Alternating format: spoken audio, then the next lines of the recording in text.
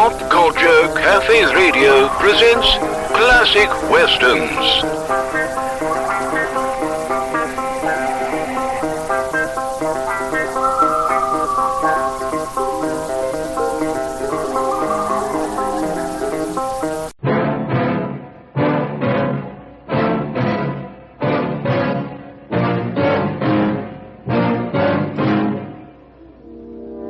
If you men want me to leave, you'll have to make me. Now, who's going to be the first to try?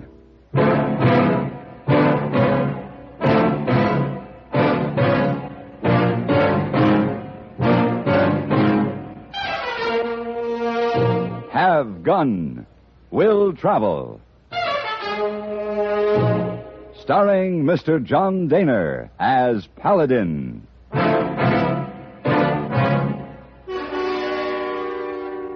San Francisco, 1875.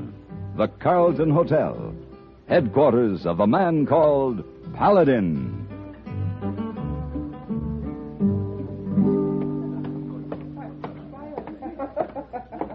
Hey, boy. Oh, yes, Mr. Paladin. Help me with these bags, will you? Oh, yes, Mr. Paladin. You go again so soon? It seems Mr. Edgar Potts in Tucson needs my services. Oh, yes, sir. I know Mr. Potts. He is not a good man, but he's a rich one. Oh, you make lots of money, eh, Mr. Paladin? Well, that's my plan. Look, hey, boy, this came up very suddenly. I've had to cancel my engagements for this week. Will you see that these notes are delivered? Oh, yes, sir. Let me see. Missy Dilly Clark, Kitty O'Connor, Adelaide Smith, Jesse Donahue, Francesca Valise, Mabel Hart, and Major John B. Culpepper. Thursdays, I play chess.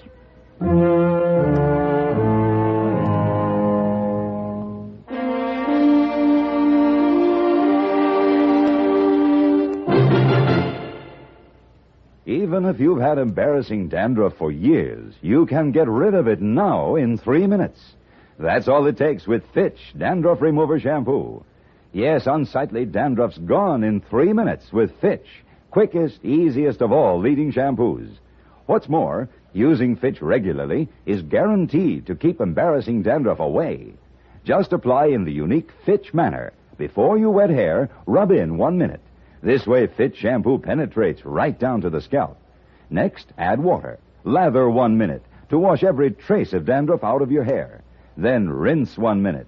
All that loosened dandruff goes down the drain. In 3 minutes, with Fitch, 1 rubbing, 1 lathering, 1 rinsing, dandruff's gone. At the same time, gentle Fitch can leave your hair up to 35% brighter.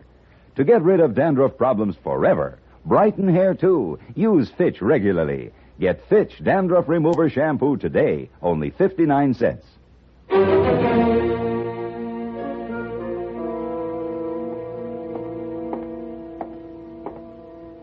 Glass of rye, bartender. Yes, sir.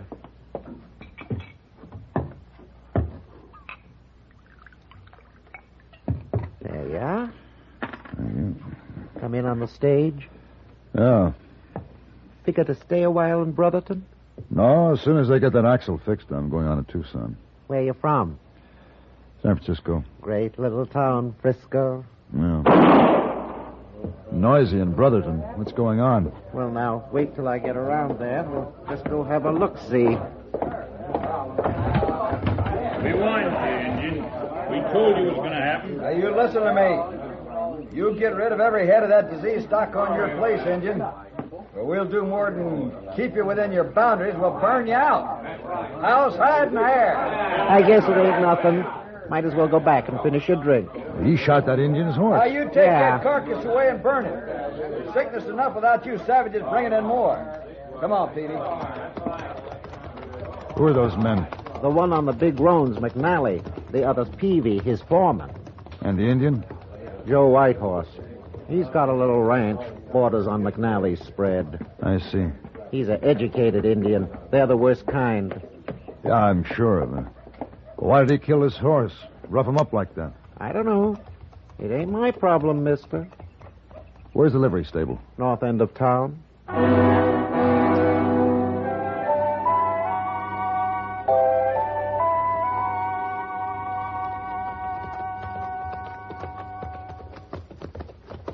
Whitehorse?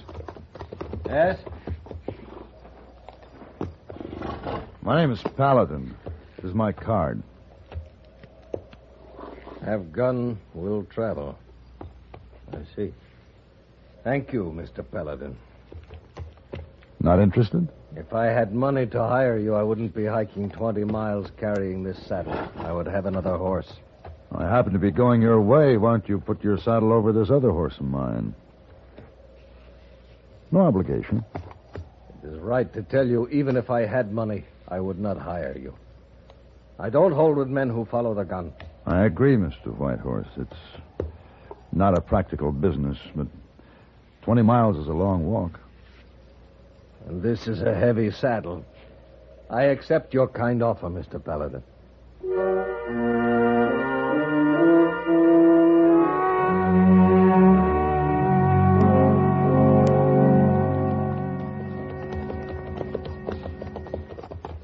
$150 prime, healthy cows. Now 10 are dead. The rest ready to fall. They keep losing weight, dying. Has a veterinary looked at them? I can't get him to come out and look. I am a mission Indian, educated Indian. I have few friends among my own people and fewer among yours. Yes, I saw an example of that back there in Brotherton. They don't want me in that town. I can't trade in the stores. I buy supplies through the man who runs the pharmacy. The only one who will admit that we are human. Wait, rein up, Mr. Paladin. There ahead. My land. Looks like land a man would fight for. I paid for that land. I'm willing to fight. I don't know how. My father wore feathers in his hair. Lived in a teepee. He was at war with the white men, fighting for his way of life. When he saw he could never win, it broke his spirit, but it made him wiser. He sent me to the mission school. Learned to live and think like a white man. He said that was the only way we could have a home in our land. 3 riders. You know who it is? Wait. Peavy and 2 of his hands. The one who killed my horse. Yeah. So you got yourself another horse? The one you shot cost me $40. You have to pay me for that. You friends with him or just passing through? You ask that like a man hoping for the wrong answer. You working for an Indian? He hasn't hired me yet. You're half a mile from his boundary line. You aim to keep going? I thought I might. It ain't that simple, mister. You can ride in on that horse, but you try to ride out and he'll go down with a slug in his head. No animal comes off on that ranch. Yours or nobody's.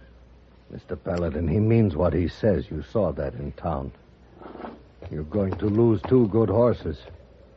I'll walk the rest of the way. You'll ride. You've used my horse for 15 miles, and I expect the man who's done that to rub him down and ask me to sit at table. You will be most welcome. All right, then. Ride on in. But you'll be sorry.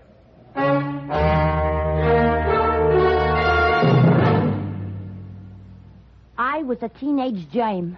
That's right, I was a teenage germ, living in a lovely scratch on the tile bathroom floor. I came in on a saddle chew, and then I moved to the floor.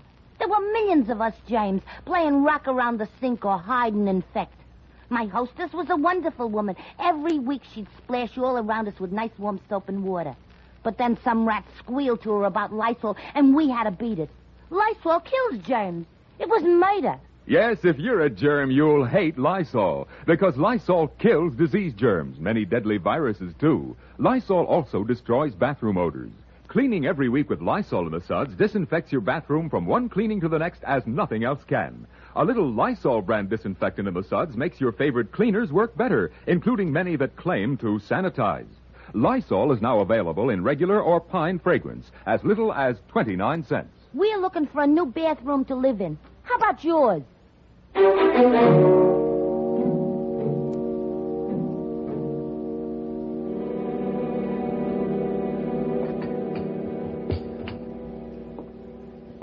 More coffee? Oh, yes. Please, Mrs. Whitehorse. So, you are a gunfighter, Mr. Paladin. Well, Miss Whitehorse, I have a certain talent with weapons. When people in trouble need such a talent, I hire it out to them. I see. Is a gunfighter expensive, Mr. Paladin? I have expensive tastes.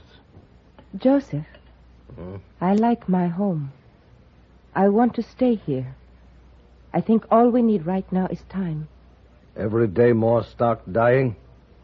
Quarantine around me, that means I must sneak off my own land But like with a... time, Joseph, we can find out what is sickening our cattle.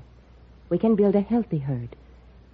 Joseph, if Mr. Paladin can scare them into leaving us alone... I will not have that kind of thing, Martha. But we must do something. Mr. Paladin, we do not have any money to pay you, but this is rich land. We will give you a part of it, if you will fight for your part and for ours. I'll talk with these men. In the meantime, thanks for your hospitality. It was our pleasure. I'll walk out with you. Take care, Mr. Paladin. McNally is a violent man. You told Peavy he'd have to pay you for that horse he shot. I don't mind taking over the debt. I'll trade you the horse you came home on. Ah, that's a good horse. You cheat yourself. Well, maybe I'll get Peavy to throw in something else of value. Mr. Paladin, well, perhaps you won't understand. Men differ. What do you mean?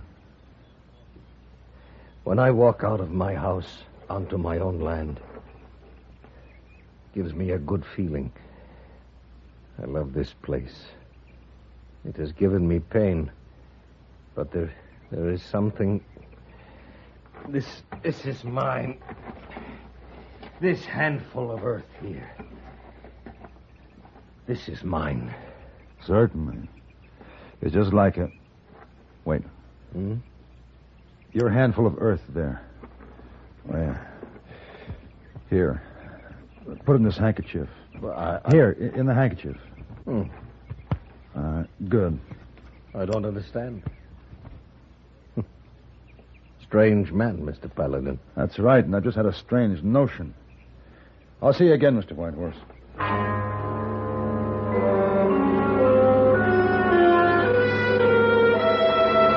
At the boundary of the White Horse Ranch, I dismounted to close the fence gate. The first rifle shot came high to my right. The second shot killed my horse.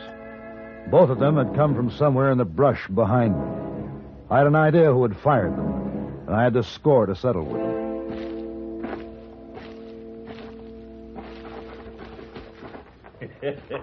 Sure looks like you're afoot, don't it? You did that shooting? This his Indian boundary. That's a bad habit you have, Peavy, killing horses. I warned you. I remember. Now I'll use your horse to take me into town. You lay a finger on that bridle, you Injun. Look! You can tell McNally what happened. He'll find me in town.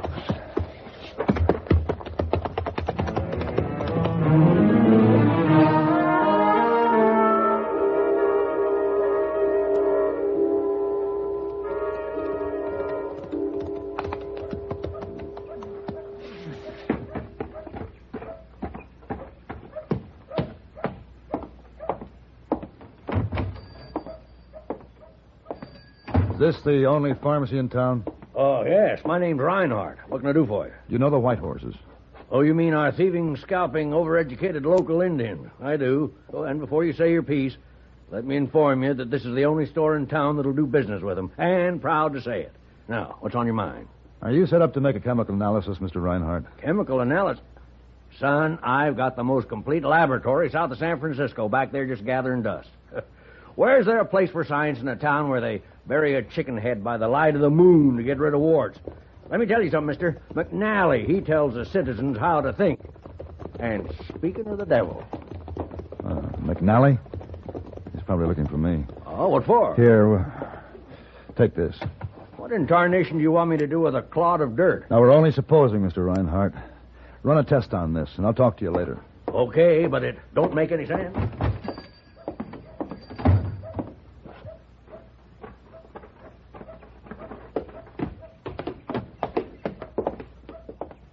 Gentlemen, You pistol whipped my foreman, steal his horse? I disciplined your foreman, Mr. McNally. As to the horse, Peavy owed Joe Whitehorse for the one he shot.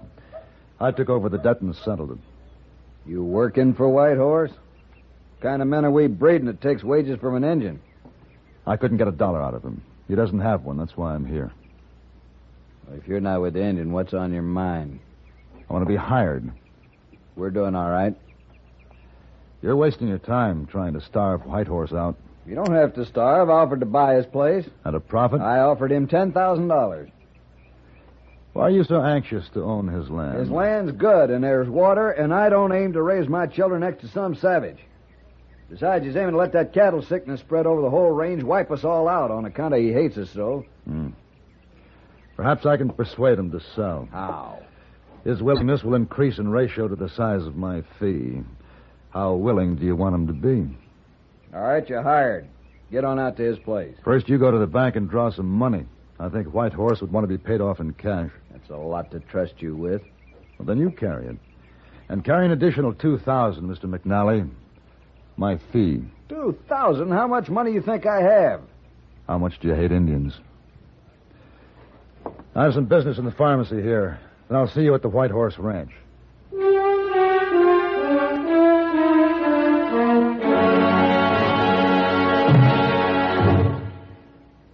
There's a big change going on, an important one for car buyers. It's the countrywide change to Rambler.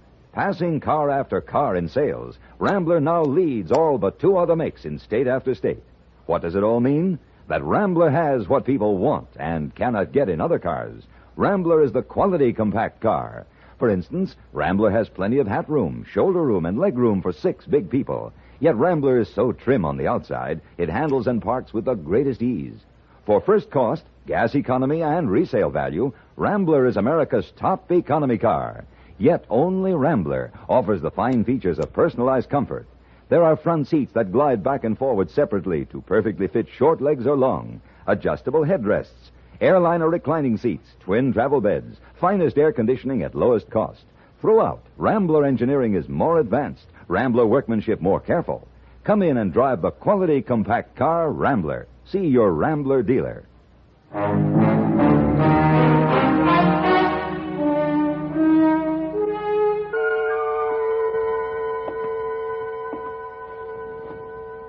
He's waiting outside there, Mr. Whitehorse.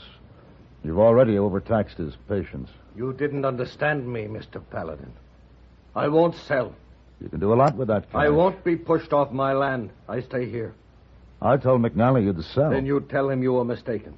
And lose my fee. Why do you ask my husband to do this thing? Because it's my considered opinion he should sell to McNally. And if it is not my opinion, if I say I stand up to that gun of yours? I think that would make everything very uncomfortable. We ask only to live in peace, to have a home to build for ourselves and for those who come after, and you are no better than the others. Martha, should not have done that, no matter what. Forgive her, Mr. Paladin. Martha carries our first child. She is upset. What kind of a world have we to offer our child? Sign it, Joseph. Sign the paper. Here is ink, a pen. Give them their bill of sale. We will find some place to live in peace. Yeah.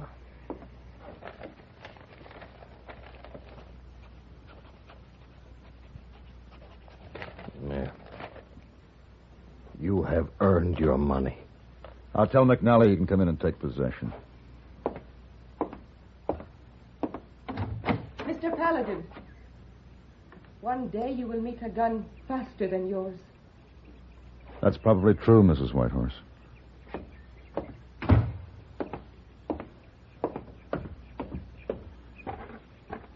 All right, McNally. All set, huh? All set. Yeah, I got no respect for critters. Knows he ain't wanted, but hangs on anyway. In the old days, he'd be long gone by now. You've made your point, Mr. McNally.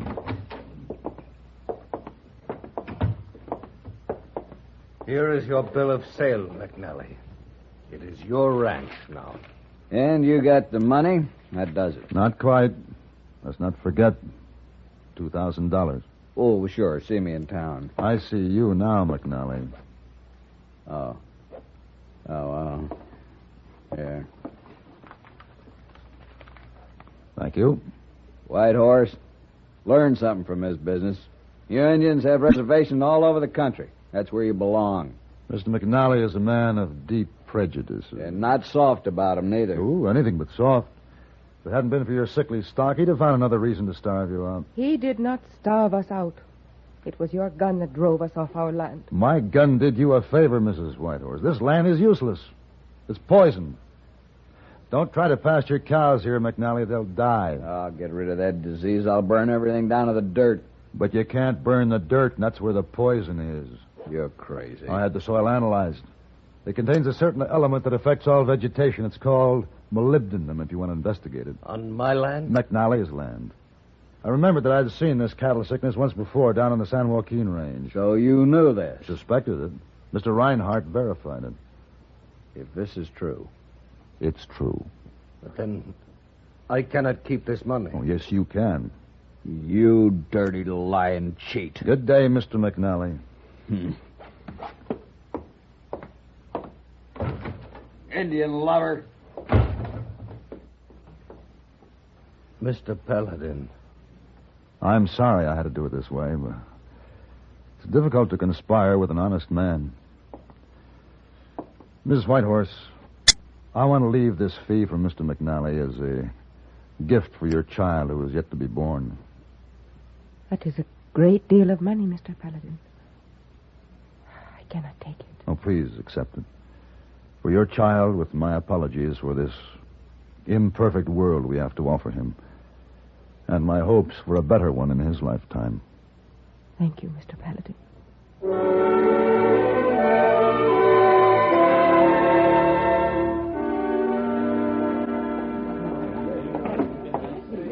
Oh, Mr. Paladin, welcome. Hello, hey boy. Did you serve the most unworthy but very rich Mr. Potts? No, I was delayed, and when I got to Tucson, Mr. Potts was dead.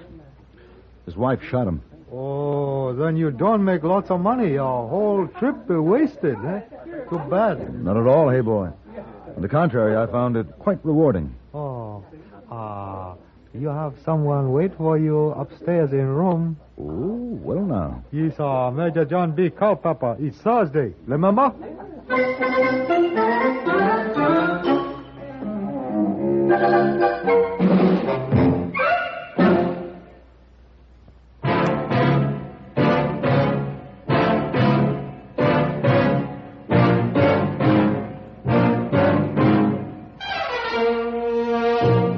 Have Gun, Will Travel.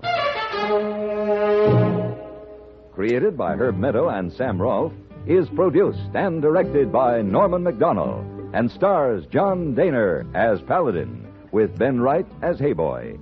Tonight's story was written by Herb Meadow and adapted for radio by Ann Dowd.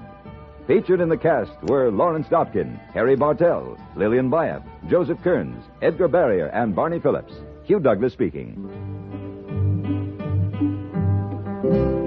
Join us again next week for Have Gun, Will Travel.